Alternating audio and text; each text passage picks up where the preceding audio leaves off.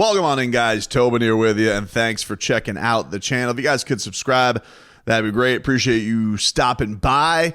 Miami Dolphins trying to turn attention ahead to a big-time road trip going off to Seattle to take on the Seahawks, who are coming off a win in overtime against the New England Patriots, Dolphins' first road game of the season.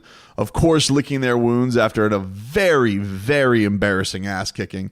I do not want to lose sight of the Dolphins. They still got a lot of proving to do, man. They got a lot of proving to do. They got a lot of things they got to get right. And they obviously have to do with a lot of adversity, with likely not having their starting quarterback going into this game. But we don't know yet. The news of the day, the Miami Dolphins signed Tyler Huntley, former Pro Bowler, from the Baltimore Ravens practice squad, and Mike McDaniel letting it be known that he is going to be Skylar Thompson's backup. So, Tim, for all the Tim Boyle fans out there, it does not look like you're going to get your opportunity to see him in action. Very much seems like he is going to be the guy who is there for his, for depth, and is a dynamic player. I don't know if you guys saw this, but it was kind of goosies. But Lamar Jackson had commented on Tyler Huntley joining the Miami Dolphins with like Tyler Huntley and Mike McDaniel's offense, and then the photo was of Michael Vick. And Lamar Jackson tweeted that with like fire emojis. And that was pretty cool. Of course, the run of local quarterbacks hasn't gone fantastic recently for the Miami Dolphins. Jacoby Brissett, Teddy Bridgewater, Mike White. The homecoming kings, if you will, have not exactly gone fantastic. But obviously Tyler Huntley's a dynamic athlete and knows what it's like to start in spots for a star quarterback going down. And Mike McDaniel had mentioned that today, that like, look, that guy gave his team reason to believe stepping in for an MVP. And I think that's the interesting thing here with bringing him in, because he is a little bit different and brings, different skills than Skylar does.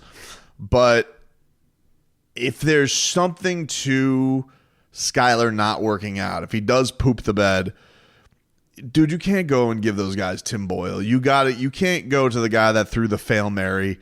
It's very nice that what they've said about him, but that you got to give them somebody they can turn to and believe in. Somebody who's got a little bit of gravitas, who truly has been there. And I will say, listening to the Dolphins' comments today, the Jalen Waddles, the Zach Sealers, there does tend to be a lot of belief that he's been there. He's had to do this in big spots. This isn't new for Skylar Thompson. And I do think, like, look, he's already had to wrestle away. He's already been in a competition this offseason. He certainly doesn't have that Matt Moore in him, But I will say, it's weird with backup quarterbacks, because some guys are better with prep and some guys are good cold off the bench. Matt Moore cold off the bench, one of the greatest quarterbacks I've ever seen. You give him a week of prep, the guy was a bum, like completely stunk. But if you gave that, like, it was almost one of those things where, like, they should have always brought him out of the bullpen. He would have been a better quarterback.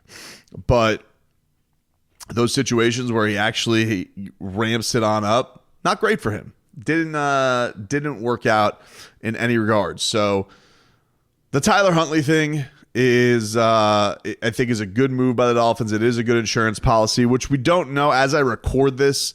It's almost 9 p.m. In South Florida. And today, Coach McDaniel said that there isn't enough information on whether Tua is going to IR. Very deflective today, Mike McDaniel, on all the Tua stuff. When asked about the reports about Tua not retiring, that was the national reports that came out today. He says, I'm going to let Tua speak on his career. Did say that he wants him to go speak, and that he is going to go speak with individual neurologists and brain doctors. And, I think for the Dolphins, they're still trying to figure this out. They're still trying to figure out where Tua stands with all of this. But I think it's, I'm just going on optics and what happened the last time. And even if it wasn't as severe because he was stretchered off a field last time, and that possibly was with 2 concussions in the span of 4 days. Yeah, you can't think it's the dumbest thing in the world to put him on IR and have him come back at the end of October. And especially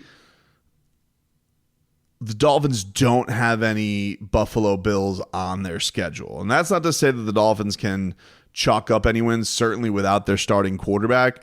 But I definitely think that you look at, I believe their schedule is Seattle, home for Tennessee, I think going to New England, bye, and then Indianapolis. I think that's the run that they go on. It's not the most daunting schedule in the world. So if you were going to make that decision, and I'm sure they'll get more information on it, is it survivable? I think it's survivable. I definitely think that the Dolphins could really look at those 4 games and say, if we can get out of this 3-3 with Tua or without Tua. I don't think that's laughable.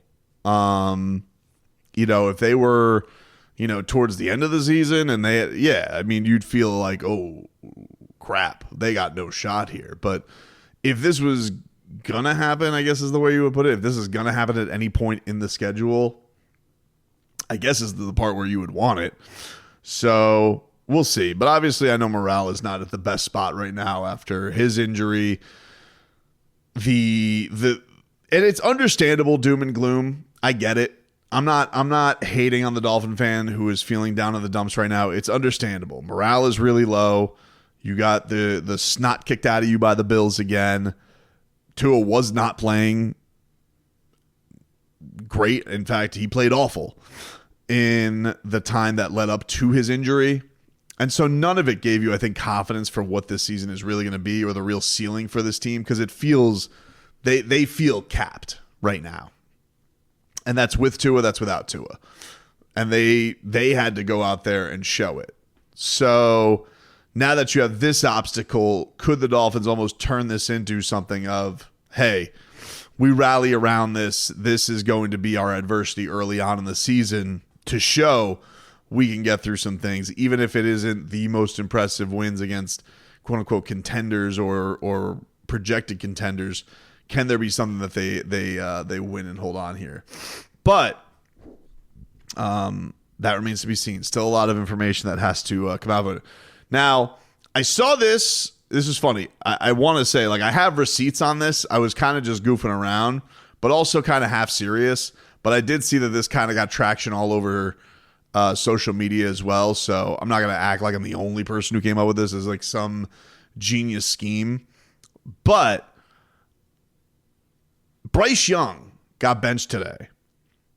They're starting Andy Dalton, and their new coach, he's rats off a ship on Bryce Young, which he's not been good.